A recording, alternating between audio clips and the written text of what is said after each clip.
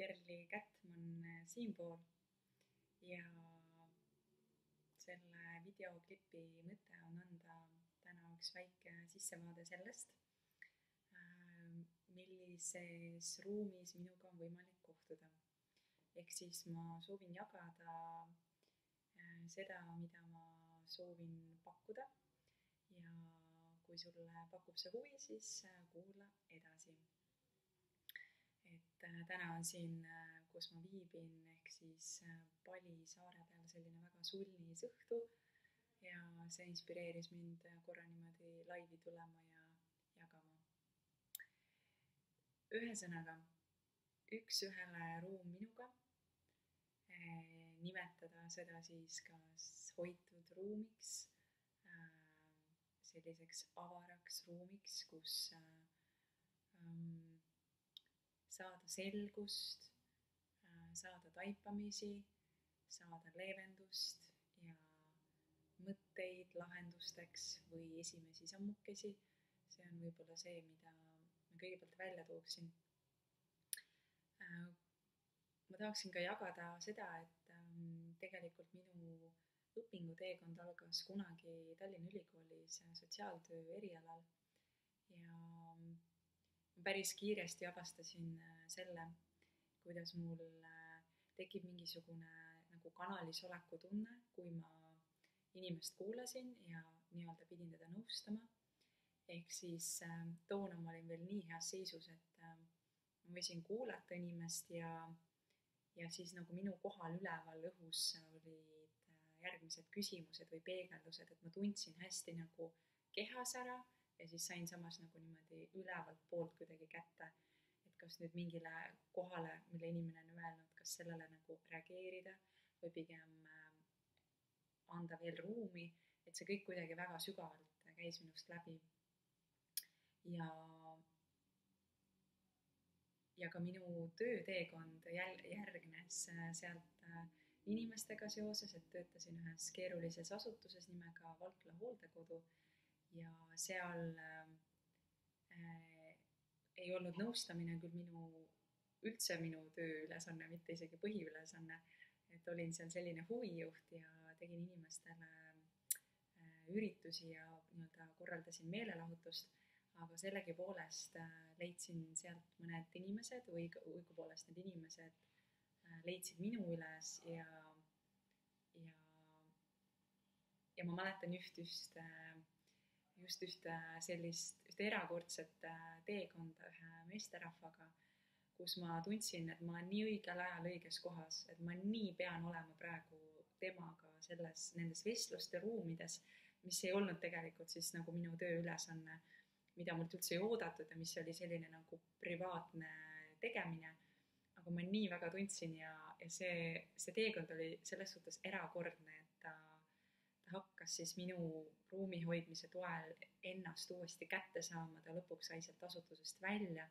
ja ta oli väga pikka aega oma elus järje peal. Ma kahjuks ei tea, kuidas tal tänaseks praegu läheb, aga ma mäletan, et see toona puudutas mind nagu väga, et kui väike asi kellegi inimese kohalolu ja toetus võib siis nii palju ilusat esile kutsuda või võimaldada. Ehk siis need on minu kogemused, sinna liitub veel kogemusi, et ma ei ole küll läbinud ühtegi terapeudi väljaõpet ja ma ei ole tundnud ka kutset selle jaoks, et ma olengi ainult tundnud kutset, et ma tahaksin lihtsalt hoida seda ruumi, mida ma juba niikuinii tunnen, et ma oskan. Et minu jaoks kõige suurem väljakutse ongi olnud sellega nagu välja tulemine ja selle inimeste ette panemine, et ma olen olemas ja ma tean, mida ma teen, et kui sina tunned kutset, inspiratsiooni või mingit sellist sähvatust, et vau, äkki ma peaksin tema juurde pöörduma, et siis sa julgeks selle enda sees vastu võtta. Ja jah, aga ma alustasin sealt, et mul pole seda terapeudi väljaõpet, aga ometi viis mu elu mind ka 9 aastaks sellisesse kohta, mis täna kannab nime Maarjamaa hariduskolleegium, aga mis vanasti oli siis Tapa erikool ja ma seal sain siis töötada aastaga noorte teismelistega, kes olid sinna kinnisesse asutusse pandud ja nende perede ja võrgustikuga olin siis sellise natuke nagu pereterapeudi rollis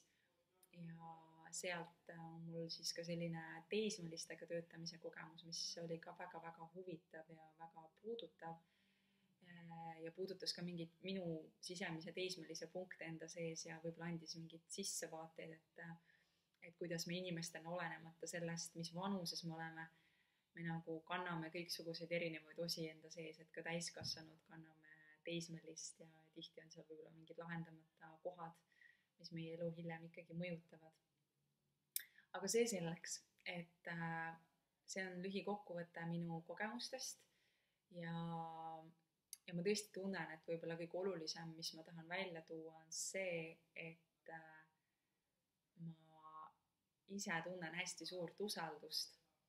enda ruumi osas, et ma võiks öelda, et ma ise fännan seda sügavust ja sellist sõnatäpsust, mis mul on, et võib-olla minu jaoks ongi lihtsalt keeruline olnud seda välja tuua ja inimestele pakkuda. Aga tunnen, et ma olen selleks valmis ja selleks siis ka see video siin. Et mis ma siis tahan öelda, et ma sooviksin hoida ruume. Minu poole võib siis pöörduda mõne küsimusega või teemaga. Võib ka lihtsalt tulla ennast sügavamalt avastama. Et neid suundasid on erinevaid. Ma tunnen, et märksõnad, mis minuga endaga kaasas käivad ja mis mind ennast puudutavad, on kindlasti loovus. Et võimalikult loovana oma elu elamine, ehk siis mõni ütleb ka loojana, et kuidas luua, kuidas olla ise loov ja leida see loov koht enda seest üles. Ja see seostub ka paljudes psühholoogilistes kontseptsioonides ka sellise sisemise lapsega, et ma nii väga seda terminit ise nagu ei kasuta, aga ma tunnen, et see on seotud sellise hingepuhtuse ja hingestatuse ja rõõmuga, mis on siis nagu laps meie sees on ju, kes on julge, vaba, kes on kuidagi kohal oma kehas ja tunnetes ja samas nagu inimesena tal on piirid ja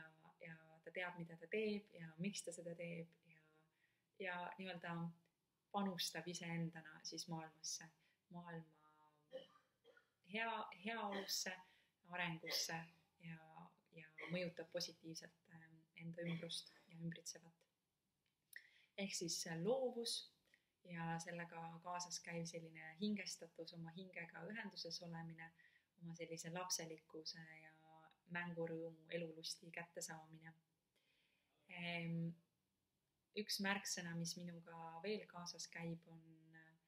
ka sügavus ja teistpidi avarus. Et võib-olla see ongi minu selline eripära või boonus, mida ma saan pakkuda. Ma olen ise noorest peale läbi käinud väga palju selliseid tumedaid kohti ja käin siiamaani, kes on minu lähedasemad inimesed, tegelikult teavad, kuivõrd keerukas ja komplitseeritud inimene ma ise tihti olen ja kui raske on mind aidata väga tihti, aga see ongi see võib-olla selline omadus, mis teiste inimeste jaoks saab muutuda tugevuseks. Ehk siis mul endal võib olla tihti keeruline ja segamini ja sassis, aga ma oskan hoida ja näha teisi sellistes kohtades, kus neil on keeruline segamini ja sassis. Või kus on näiteks mingisugused väga nagu sügavad võib-olla valupunktid, mis on nii kaua kestnud, et selles mõttes nagu see sügavus on väga suur ja see nii-öelda intensiivsus või see on juba nii ära topitud, et mul on võib-olla üks selline ka võluvõime, et ka keha kaudu tunnetada, ehk siis üldiselt mul ei jää midagi märkamata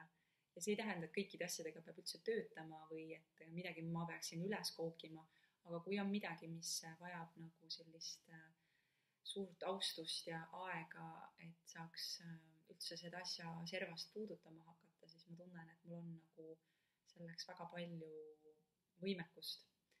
ja mul on jällegi suur rõõm seda võimekust inimkonnale kinkida. Ja teistpidi siis see avarus, et jällegi noorest peale läbi erinevate praktikate, tantsu, klaverimängu olen kogenud nii palju sellist jumalikku ja üdini ühendatud olemise seisundit. Ehk siis tunnen, et ka see on see, millega ma saan inimesi taas ühendada sellise avara, jumaliku, loova tundega, põhimõtteliselt selle tundega, et kõik on võimalik. Et see on see, mida ma nagu saab, see ei tule alati läbi võib-olla, aga see tuleb siis, kui see peab tulema. Kuigi ma tunnen, et ma ise kannan seda hinges, vähemasti neil hetkel, kui mul on see võimekus ja suutlikkus endaga ühenduda. Nii et mis siis kokku tuli? Loovus, hingestatus, selline elurõõm, sügavad teemad, avarus, oma jumalikkusega ühenduses olemine. Ja ma lisaks siia siis sellise nagu kõrvalteema, mis mind tegelikult on ka alati huvitanud ja mis võib-olla siis selle erikooli kogemuses sai kõige rohkem praktikat, et mind huvitavad ka inimeste vahelised suhted ja suhtlemismustrid, et see on ka asi, mida olen mõelnud, et võiksin koolitada, et see on täiesti selline sotsiaaltöö võib-olla baas ka ja paljude praktikate baas ja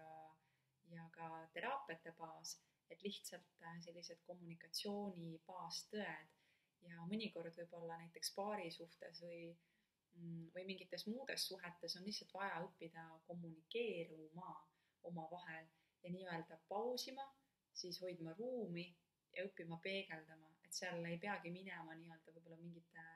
süvaprobleemide lahendamisesse, vaid piisab sellest ruumi hoidmise õppimisest. Ja see on ka üks asi, et kui sinul on oma elus suhetes probleeme või mingeid kitsaskohti või tahaksid nendega